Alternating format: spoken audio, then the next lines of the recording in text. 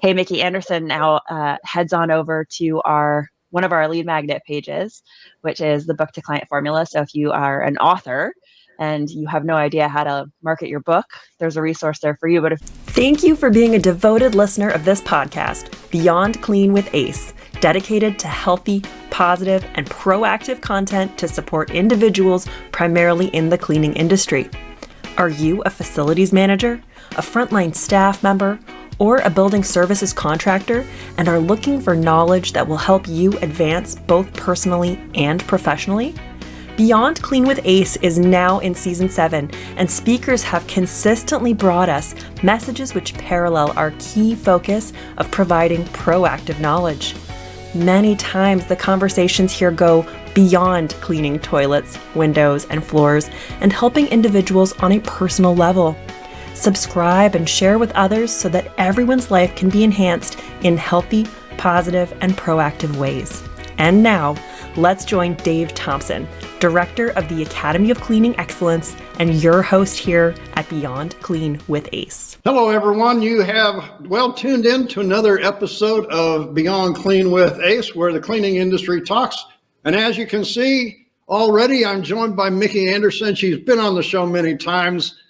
Mickey, it's a Monday morning as we record this. We're getting ready to start the week. Down here in Florida, they say fall, but I don't see fall. You are up north. You're going to be seeing fall pretty soon. We see fall here. The trees have started to change colors. Our Thanksgiving is a month earlier, right? So our Thanksgiving is in October. So it's coming up. We're starting to see Thanksgiving talks coming all around, and it's much cooler out. So yeah, we definitely experience fall pretty early compared to you all down south. Now, folks, if you haven't been with us and haven't seen us before and listened to Mickey, I'm in Florida, as I just said. Mickey's up in Canada, and that's why we're talking this temperature change. I was talking with my good friend down in Australia here not too long. It's winter for him down there. Yeah.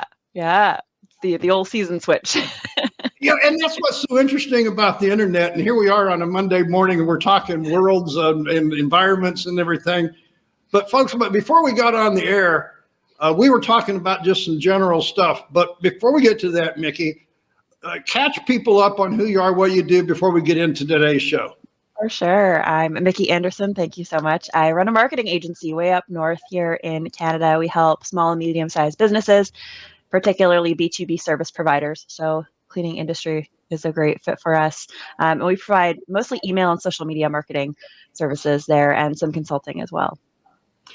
And folks, what I'm going to do, if you're watching on the video, there's Mickey's website. You can get to her. You can see things.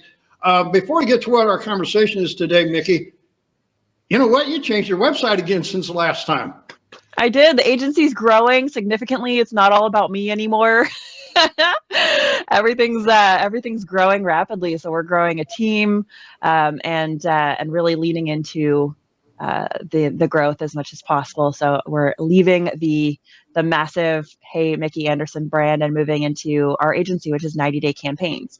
So Hey Mickey Anderson now heads on over to one of our lead magnet pages, which is the book to client formula. So if you are an author and you have no idea how to market your book, there's a resource there for you. But if you scroll all the way down to the bottom, which is what I recommend everyone does, at the very bottom of your site, there's a footer. Oh, on this page, there isn't the footer. There should be. That's so funny.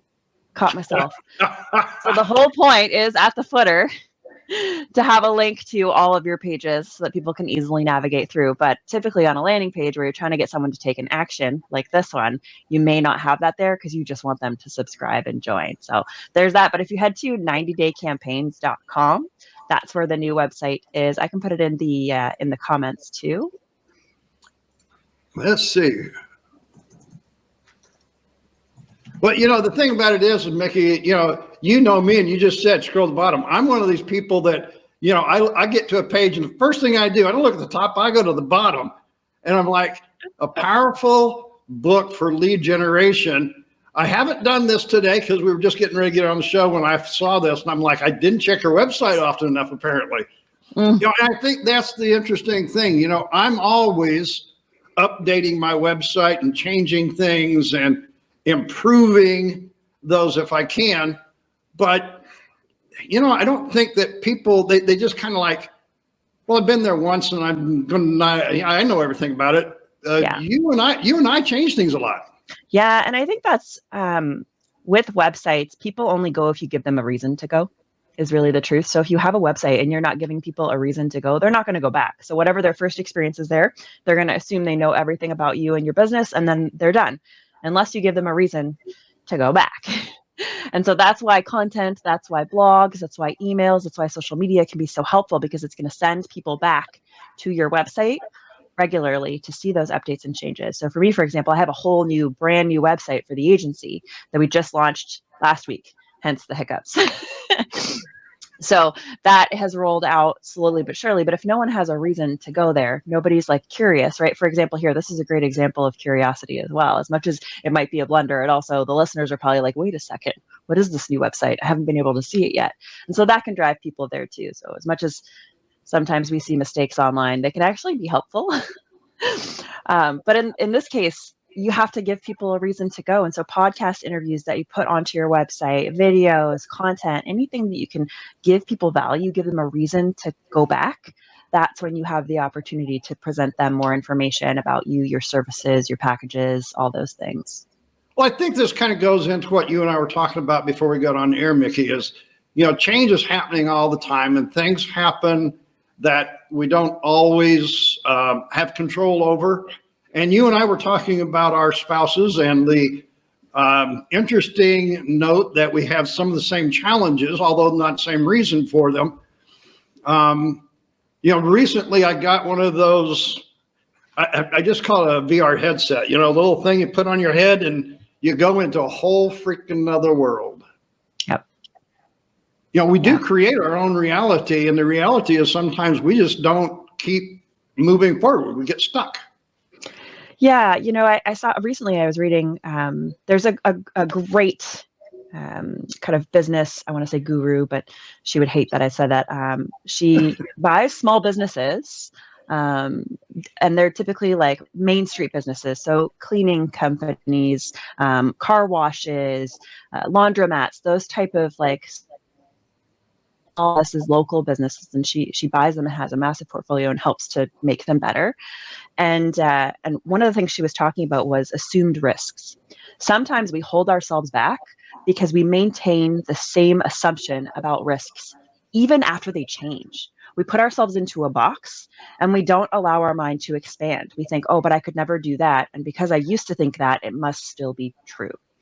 And so we do create our own reality. We have to put ourselves in places where we're going to be challenged, where we're going to learn new things, and where we're going to really look at and analyze the limitations we've set on ourselves, the no's we've said, you know, the reasons why not to, and keep challenging those regularly. Otherwise, we're just going to keep ourselves in that box. And, you know, the reason we were talking about this, folks, is because, you know, it's a Monday morning. How do you start your week? What's going on? And I was telling Mickey that, you know, hey, I just turned another year older, and the challenges of getting older and adjustments. And, you know, some of the things is, Mickey, I have the rocking chair memories now because the body just doesn't want to do those things anymore, although the mind still does. Yeah, I think it's good though. I think we all, like, these different phases of our life bring out different parts of ourselves, and we grow and evolve. And as much as we may be limited in certain areas, we've grown in other areas, right? I think it's important to see the gain that we get every year. And I think that goes back to the change. I recently did a deal with a conference here in Orlando, and it was about change, and how it's not what you're going to do to make change as much as what are you going to do when change happens? How do you react and how do you respond to it? You know, I got an e-bike from a friend and was learning it. And it is a change. I got to tell you, folks, if you've been riding a standard bike all your life and you go to an e-bike, folks, understand this. It is a different world. I'm used to going 8 miles an hour, and you get on it and you do one pedal and you're at 13 and you go, whoa, wait a minute. Well, and I think change is inevitable wherever you are, whatever you do. It's going to happen, and it's all about your perspective, right? So we can think in business terms or in marketing terms, right? Platforms like social media change all the time. They're constantly evolving. You get new platforms, old platforms go away, systems, algorithms, all these things are constantly changing. And you can be mad about it all you want, but at the end of the day, it's how am I going to keep up and keep moving forward? Because there's really like the other option isn't a viable one. So you just got to keep pushing forward and keep trying. I think that beginner's mindset is really important. One of the things we talk about inside my organization is the beginner's mindset. It's being okay being a beginner. Everything is a test. We're learning and growing. And if you avoid putting yourself in places where you're just not going to be good at things, you're never going to get better. And the path to mastery starts with a lot of failure. Well, and the thing about it is, Mickey, when you said that, I was just thinking here, I was watching some history stuff on the History Channel, and they were talking about the foods that built America and, things just like a Pop-Tart that you think, I mean, for us, it's always been here, but who invented it? How did they come up with it? What did it, breakfast cereal, that you have. I've been a big fan of TGI Fridays. I had no idea that the first one was a guy that just simply wanted to meet women, so he made a different bar. Talk about problem solving. That's amazing. And the thing about it is, and I think this is what you're talking about. We're all, if we're changing, we're moving forward. From what you said, I think you would agree. We're all beginners because if you're changing, you're beginning something, correct? Yeah, absolutely. Absolutely. Yeah. And if you can ride the wave of change, but I think even the key to, if you're looking at, standing out, being successful, pushing yourself beyond kind of the norm, we have to think, quote unquote, think differently. You look at those challenges. How is everyone else solving them? What's the opposite? What's the exact opposite that everyone else is doing? How could I do this so different, so vastly different than everyone else that it might shock some people? What are those options? And when you start thinking outside of the box in those ways, it becomes way more like a game, way more fun. And it also pushes you to come up with incredible inventions and solve problems in ways that no one else has. That's how we push forward and improve industries. A gentleman told me early in my career, he said, look at what everyone else is doing and do not do it. He was very specific in those words. And I looked at him and go, what you're saying is going to be very difficult. He says, that's why you'll be the leader and everybody else will follow. Yep. There's not very many people in this world that we talk with that are willing to stand out there in front and take all, and I had a friend of mine say, hey, take all the arrows for the rest of us. Yeah. And I'm sorry, I just go back to the guy at TGI Fridays. It was just so mind blowing that all of the bars at the time were simply, crude places for men to sit and have a drink and unsanitary and everything. And he said, well, I want to meet women. And so he came up with his idea, and it was a smash hit from the start. He didn't have to, he was a beginner, but it was like, you never know what we take for granted today and where it started from. Well, and he's probably not the only one with that problem. As much as he wanted to meet women and have a better place, there were probably a lot of other people who wanted that too. And that's probably why it became so successful off the bat. So you probably have a problem that a lot of other people have. And so your ability to solve it could be a viable business or a viable opportunity if you think a little bit differently. Well, I mean, in his case, the thing, what he thought was it was going to be the men, but the women flocked to the bar because they could never go to one. Yeah. Love it. And so how do you know if if you haven't stepped up and faced the challenge and said, I'm willing to be the beginner. Yep. That's it. I champion people like us, and I have to say like us because we're the ones talking here. So folks, if you're listening, you're not on the air talking with us, so we can't talk about you. If you come on the air, we can talk with you. So the comments are there. Yeah, all we do is talk about us, right, Mickey? That's it. So, I think that's the thing, and I go back to the bike this weekend. Here I am. I've moved now apparently to an e-bike, learning that. But yet I see a guy run by on a stand-up, I don't know what they call them, but he's standing up with the pedal thing like this. I could hear it coming because it has a distinct sound.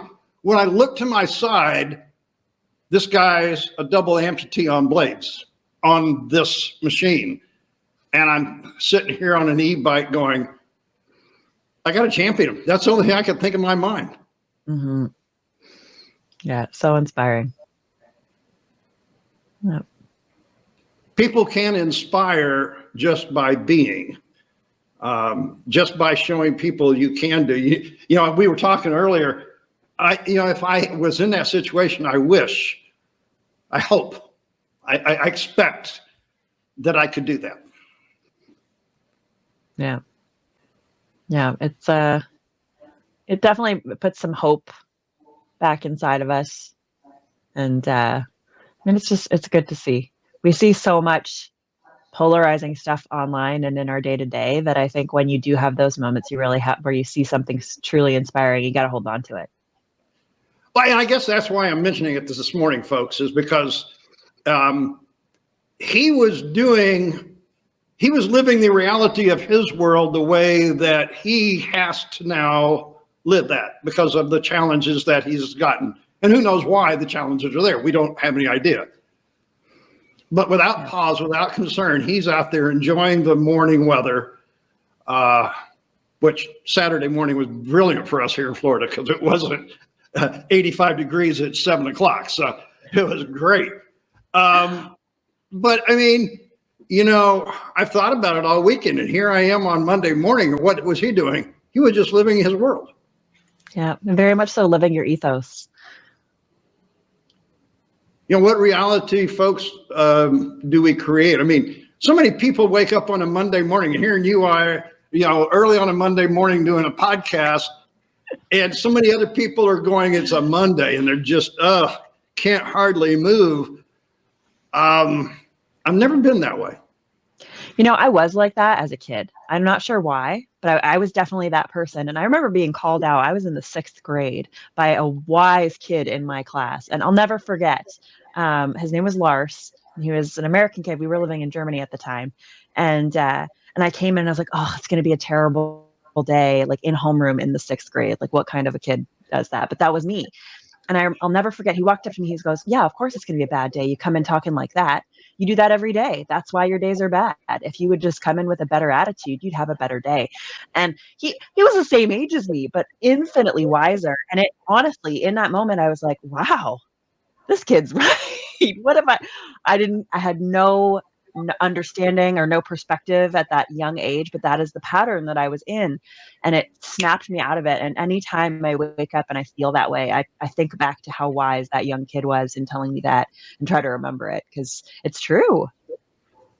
There are those moments in life, if we're open and we're receptive, that can change the reality of our world. Yeah. If we will let it. And I think that's why we do this podcast, Mickey. Although I will tell you, and you probably already know this because many of these we've done, thank you for your advice because it's helped me. I just had to tell you that before we go further because I now use, Capsho? Yes. Okay. And it's like, you know what? It just cuts down my time. It makes it, and the thing is the audience is getting a much better description of what a podcast is before they listen to it. And then I'm actually using 2 different parts of it because I use the part for YouTube that breaks down each segment. Yes, so helpful. And then I use another part for email that gives me a better explanation. So I'm blending both of those. So folks, I got to tell you, if you've been listening to Mickey, go and get Capsho. It may not be the best tool. I don't know if it is, but Mickey said to do it, and I did it. And hey, I'm happy. It's pretty spectacular. Yeah, if you have a podcast, or even I found like if you do long form YouTube videos, it works really well as well. And it basically AI goes in, analyzes it, comes up with all of your descriptions, your social media posts. It tells you which clips to clip, and it gives you a really detailed description for every channel. It gives you blog posts, anything you could need basically from that one piece of content, and it does it automatically. It is a more like a higher end tool. I would say it's the best that I've used. I've tried a bunch of different tools for this purpose, and it's a little bit more expensive, but it really does give you everything you could possibly need to amplify the work that you're doing on your show. It's phenomenal.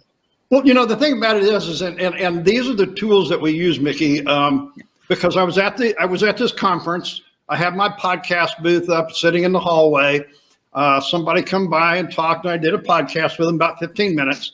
And so then immediately I start going in, producing it and doing all the things and everything. 2 hours later, the guy walked by to go to a class and said, "Hey, here's your podcast." And I threw it up there, and he goes, "In 2 hours? How did you do that?" And everybody's looking at me like I'm a pro at this. And I'm going, "No, I just learned this 2 months ago." Yeah, you're a pro because you did it, though. I think that's the difference. We assume that we have to know it all and do it all ourselves to be good, but it's just knowing the right tools. That's it. It makes a huge difference. I know for our team with podcasts, it's cut down production time, but also cost to maintain the podcast substantially.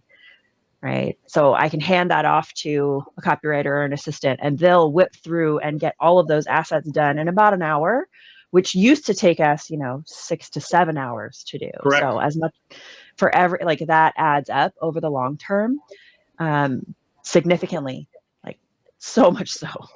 Yeah, I used to have to take a podcast that we typically do, like 30 to 45 minutes, and listen to it and start clipping out things and putting in notes and everything. And now I can tell it to do it. I can do something else, and it comes up and says, "Here it is." Yeah. And it usually finds stuff that I would have, oh gosh, yeah, we did talk about that. Yeah. Yeah. It's spectacular. Such a good tool. There are so many out there. And I think not leveraging these tools can just, a lot of people are afraid of using AI. They're afraid that that something is going to happen or it's not worth the hype. But the truth is, like, there are some incredible tools out there that just make the experience for the listener, for the other person, better all around. And for me, that's worth it. Well, and I was just about ready to say, the whole thing here is the reason you and I do a lot of this is because of the end value that the consumer has, Yep. Viewer, listener, whatever you want to say. And it has increased the value. It's made it better. I've thought about going back into some of the other ones, the older ones, and start updating some of those, because there was better value in there than what I found that the AI will find. And so, you bring those episodes back to life. You bring them back to life because they are evergreen. They're still relevant and helpful. There's still tons of value. And if no one sees it, that value goes untapped. But going back in and repurposing and revising, or taking old episodes and running them through, creating this content, you're going to bring them back to life. And you could even give yourself a gap. If you're taking a vacation and you want to highlight or market some of your older episodes while you're not recording, that can help too. Well, and one of the things that we've done, we have a different show that we do here that I help produce. And what I found is we talk about several different things. So now what I can do is I can chop up a 45-minute thing and make 3 different podcasts, which are really more, I think it has more value to the consumer because shorter bites. And that's, of course, another change in the world. Yep. Yeah. Not all of us have time or the attention span to sit for a long period of time to listen. Some do. Some really enjoy it. I know, especially those people who commute to work. I know the podcasts are huge for that drive. Definitely gets me through traffic if I have to commute. But not everyone has that. And so being able to offer different ways to consume that good value is really important. So it's been a while since we talked. I know summer was kind of a challenge because your husband came home and stuff like that. Yep. Now we're getting ready to go into, I think, his deployment season. Well, we're not really sure. That's my husband's in the military, for the listeners. And so we have a lot of travel and unscheduled goodbyes and long periods of time away. So he was away for a substantial period, got back. He was on leave for vacation for summer. So I took some time off for our family, and he's back to work, but we don't typically know what the schedule is.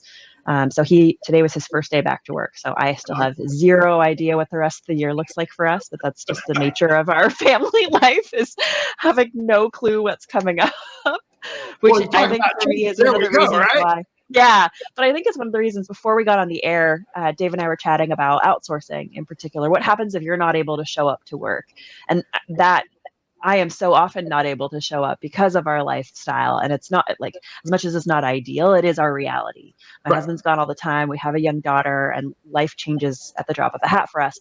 And so for me, outsourcing has been huge. Bringing on team members to tackle things and keep the business rolling and keep our clients happy when I can't show up is the only way this works.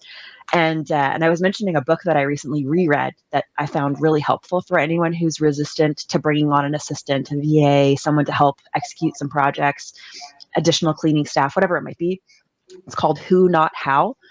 And the idea is, instead of looking at problems in your business in particular with the mind frame of how can I solve this problem, it asks you to flip it into who can I get to help solve this problem or to solve this problem for me.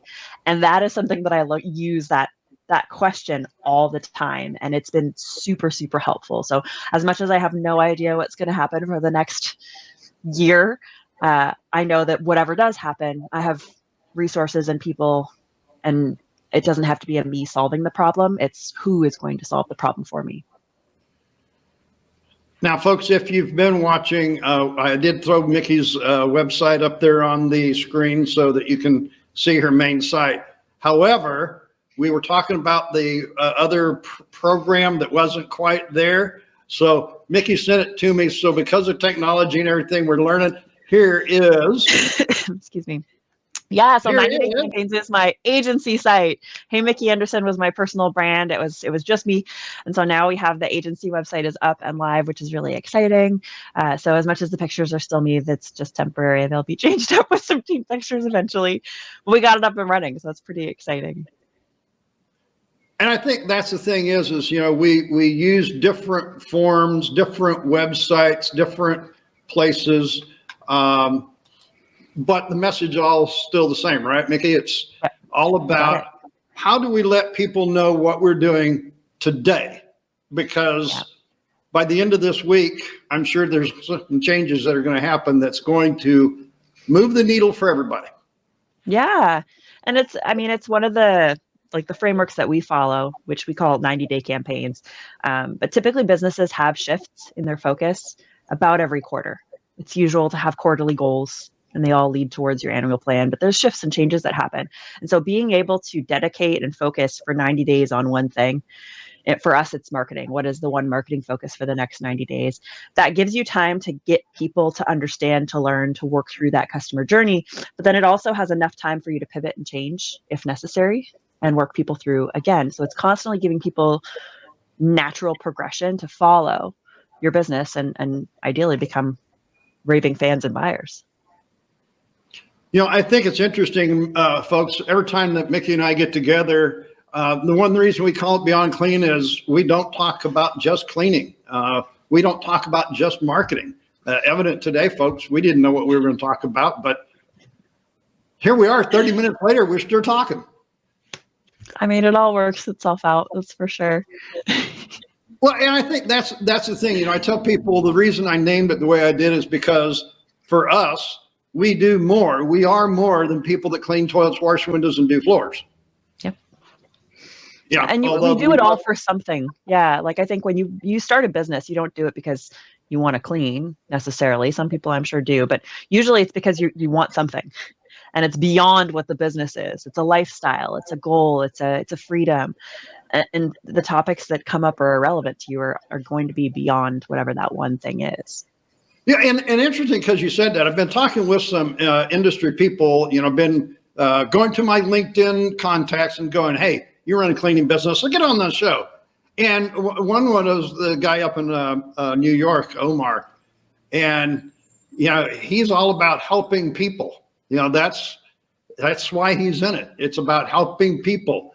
I find that I'm at this point in my life, and the reason I run the academy and do the podcasts and the shows and videos, well, I'm here to help people.